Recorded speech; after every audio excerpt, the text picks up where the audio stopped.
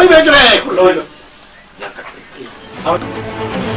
शहर के बीजेपी पार्षद और टेंट व्यवसायी प्रमोद उपाध्याय इस कुर्सी के लिए इस तरह की बात कर रहे हैं। शामियाने से लेकर खाने का सामान तक हर चीज किराए पर देने बेचने वाले ऐसा बयान क्यों दे रहे हैं? इस कुर्सी में क्या है खास? क्यों है इस कुर्सी के लिए घमासान? सुनिए प्रमोद जी से।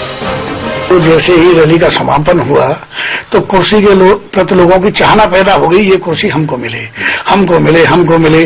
कुछ लोगों ने बर्बली वैसे ही कहा, भाई 10-20 हजार ले लो उपाध्याय जी, ये कुर्सी हमको दे दो। तो हमारा तो उसी दिन से मानना था कि कुर्सी विशेष नहीं है, व्यक्ति और व्यक्तित्व विशेष है। ये कुर्सी साधारण से अहम कैसे बनी, ये भी जान लीजिए।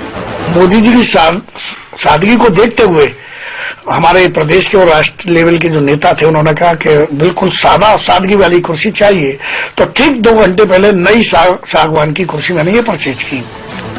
लेकिन देखने में बेहद साधारण सागौन की इस कुर्सी पर पार्टी के कार्यकर्ता, सांसद, विधायक सब नजरें गड़ाए हुए हैं। इसके लिए बाकायदा बोली लगा रहे हैं, लेकिन इसके असली मालिक उपाध्याय जी इसे सीने से चिपटाए हुए हैं।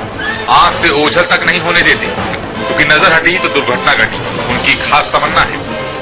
मैं धरोहर के रूप में रखूंगा और ये चाहूंगा कि मोदी जी प्रधानमंत्री बनने के बाद कभी आगरा आए और फिर एक बार पुनः इस कुर्सी पर बैठे। पार्टी के जिला अध्यक्ष की भी नजरें इस पर हैं, लेकिन पार्टी की छवि खराब ना हो इसलिए वो कहते हैं इसे धरोहर बनाएंगे।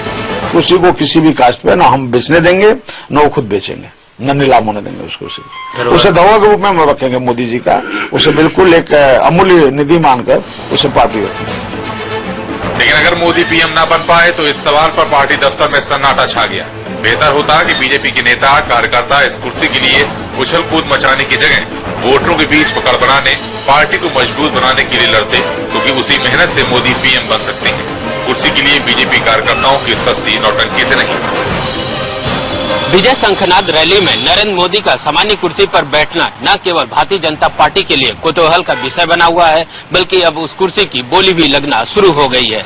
हर कोई ये चाह रहा है कि नरेंद्र मोदी जिस कुर्सी पर बैठे थे वो उनकी घर की शोभा बढ़ाए। वहीं भारतीय जनता पार्टी उस कुर्सी को धरोहर मान रही है, लेकिन भविष्य में क्या उस कुर्सी की नीलामी होगी, इस पर भारतीय जनता पार्टी मौन धारण किए हुए है। समय के लिए आगरा से कैमरामैन हरीश के साथ संजीव सिंह।